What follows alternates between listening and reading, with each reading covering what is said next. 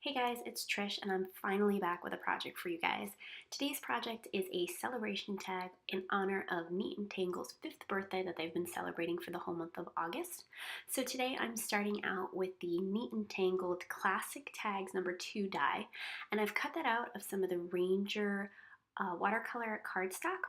And once I've done that, I've taken the Neat and Tangled Hexastar die and use some Inkadinkado masking paper. Now this stuff is incredibly sticky and I had a hard time trying to get all the pieces out. They were stuck to my fingers, but needless to say, I finally got all of the little pieces taken out, and then I'm going and applying that onto my tag and using my bowl folder just to make sure I get a clean contact with the watercolor cardstock. Next, I'm taking my Zig Clean Real Brush markers in some blue and green tones to create an ombre effect, and I'm just literally going around each of the triangles. I'm not worried about filling it in, I'm just doing the outer edges.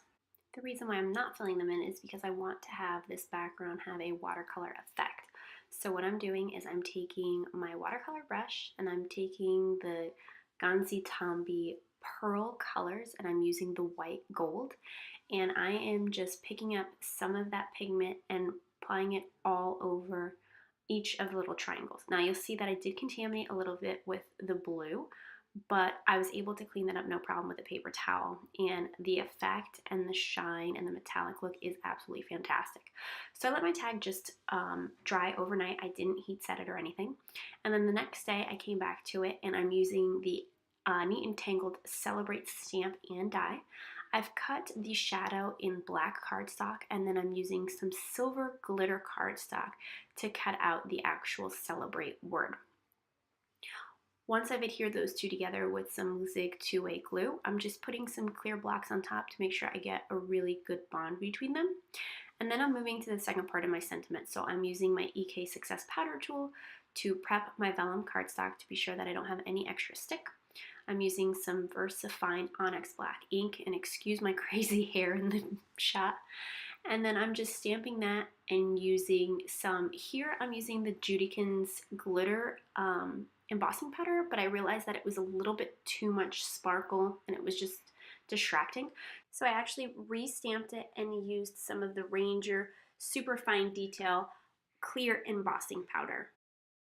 Then once I've heat set that, I'm just playing with the layout of my tag. I wasn't sure if I wanted to do a horizontal or vertical design, so you'll see me messing around with that. But I am using some foam tape to apply to the back of my die cut. And then I'm going to just adhere the It's Your Birthday part of it with some cool tack clear foam, and you'll see that soon, but I decided I needed to add a little bit of a fishtail onto either end of the sentiment that I had stamped.